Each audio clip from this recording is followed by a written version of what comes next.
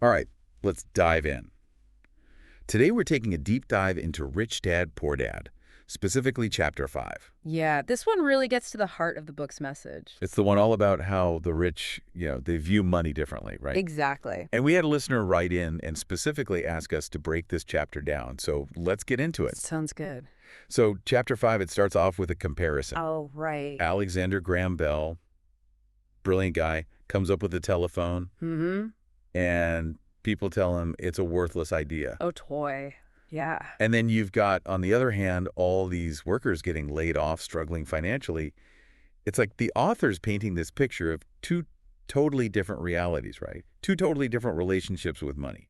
Yeah, for sure. And then he brings in his own experience, serving as a Marine Corps pilot in Vietnam. Yeah, that was pretty intense. Really drives home the point that in the real world, it's not always the smartest people who succeed. Still bold ones. Exactly. The ones who take action. So he's saying, like, yeah, knowledge is important, but you need courage too, right? You need the guts to actually go after what you want. Absolutely. I mean, how many people have great ideas but never do anything with them? Because they're afraid to fail. Right. Totally.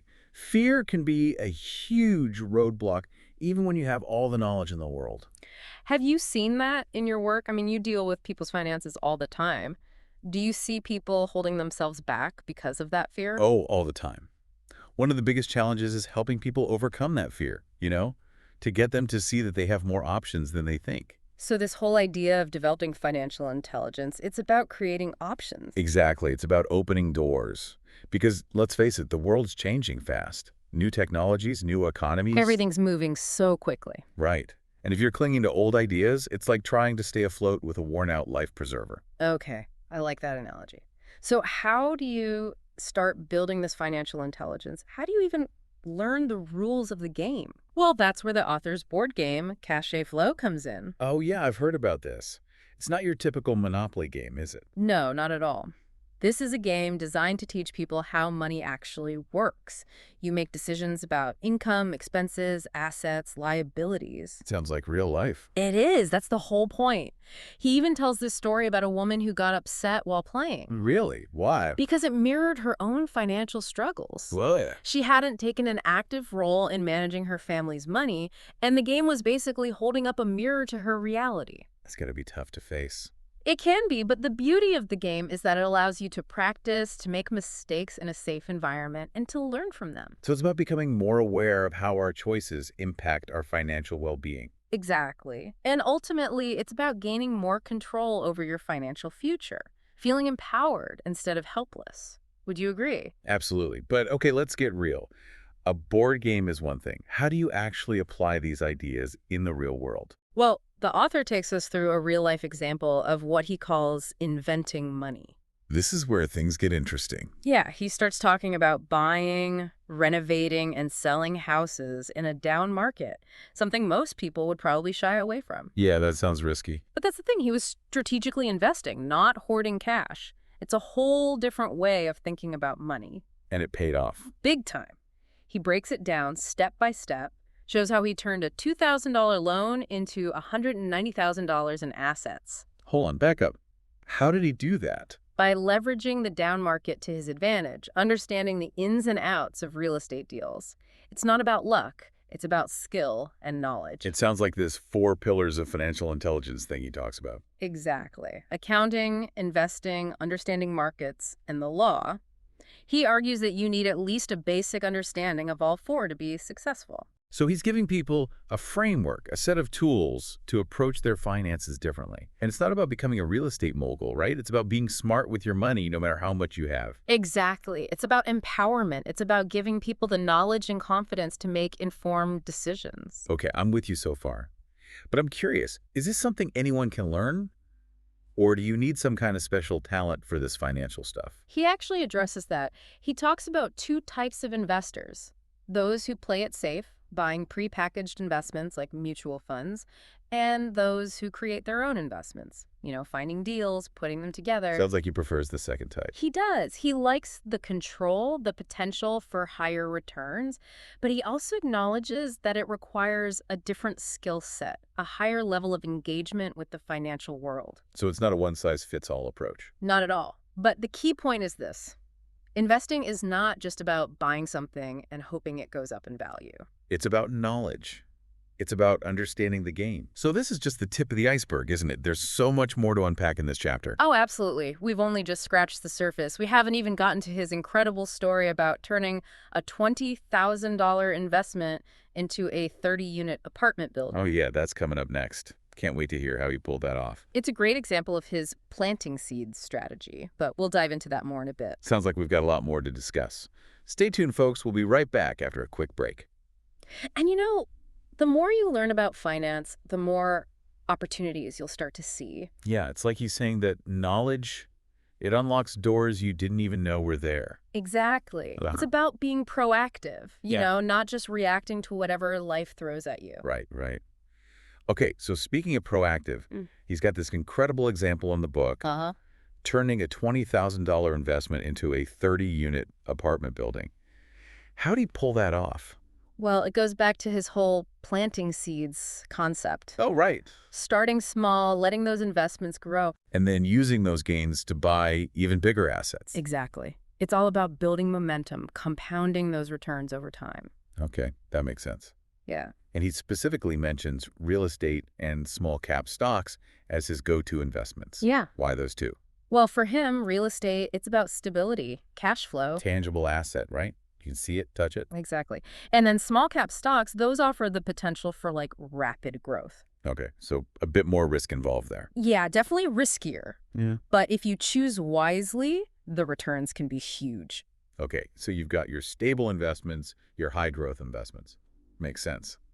Now, I know some people listening might be thinking, well, that's great for him, but I don't have millions to invest. Right. But I think his message is bigger than that, right? Absolutely. It's not about how much you start with. It's about the mindset. The way you approach money. Exactly. He talks about how most people, they're trained to think that money is something you work for and then you spend it. Yeah, that's the traditional model. Right. But the rich, they see money as something they create. That's a huge shift in perspective. It is. It's like challenging the whole conventional wisdom around money. So it's not just about working hard, it's about working smart. Exactly. Wow. It's about understanding how money works, how to make it work for you. Like that example he gives about buying a house for $20,000 less than the asking price. Oh, right. Renovating it and then flipping it for a profit. Yeah, that's a perfect example of what he calls inventing money. Created $40,000 in equity in just a few months. Exactly. And he did it by, understanding the market, negotiating a good deal, finding the right buyer. So it's all about using your financial intelligence to actually generate wealth. Exactly. It's not just theory. It's about taking action, making smart moves. Of course, not every deal is going to be a home run, right? Of course not. There's always risk involved. And he talks about that too, doesn't he? He does. He's not advocating for reckless speculation. It's more about calculated risk-taking. Backed by knowledge, right? Exactly. You got to understand what you're getting into. So he brings up those two types of investors again. Type 1. Yeah. They buy those packaged investments, mutual funds, that sort of thing. Right. And type 2. They're the ones out there finding deals, raising capital, putting it all together. Yeah. Is he saying one is better than the other? He definitely leans towards being a type 2 investor. More control, more potential upside. Exactly. But he also recognizes it takes a different skill set. More hands-on, right? Yeah, definitely. It's not just about sitting back and watching your money grow. It's about active involvement. So what are some of the key skills that these type 2 investors need? Well, he highlights a few things. Mhm. First, you got to be able to spot opportunities that other people miss. Okay, so having that vision, that entrepreneurial spirit. Exactly. Then you need to know how to raise capital. Convince people to invest in your ideas. Right. And finally, you need to be able to build a team of smart people. People who can help you execute your vision. Exactly. It's about surrounding yourself with the right people. So these are skills that can be learned, right? Absolutely. All right. Anyone can develop these skills if they're willing to put in the time and effort. Oh, okay, that's good to know. And one thing that really resonated with me was his analogy about making mistakes. Oh, yeah. He compares learning to invest to learning how to ride a bike. I see what you mean. You're going to fall down, you're going to scrape your knees, but that's how you learn. It's part of the process. And he says, winners aren't afraid of losing, but losers are. That's a powerful statement. It is, isn't it? And it applies to so much more than just finance. Definitely. It's about embracing a growth mindset, being willing to take risks and learn from your experiences, even the ones that don't go as planned. Exactly.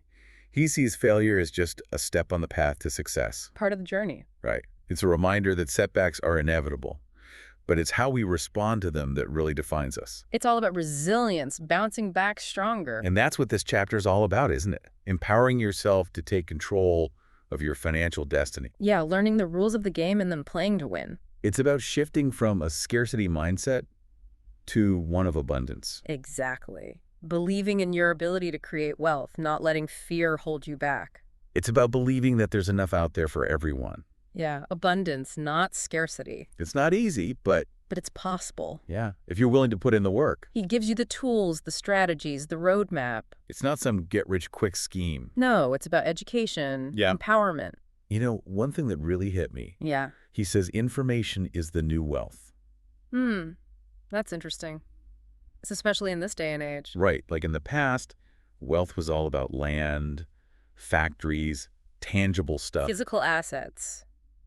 But now, It's all about information. and in information, well, that moves fast. At the speed of light. And it's accessible to anyone. If you know where to look, So if you're not constantly learning, you're falling behind. you can't just sit back and relax. The world's not waiting for you. He even says that clinging to outdated ideas, It can be a liability. not an asset. He talks about this friend of his who lost his job. Oh, right, the sugar plantation. Yeah, his friend just couldn't let go of that old way of thinking.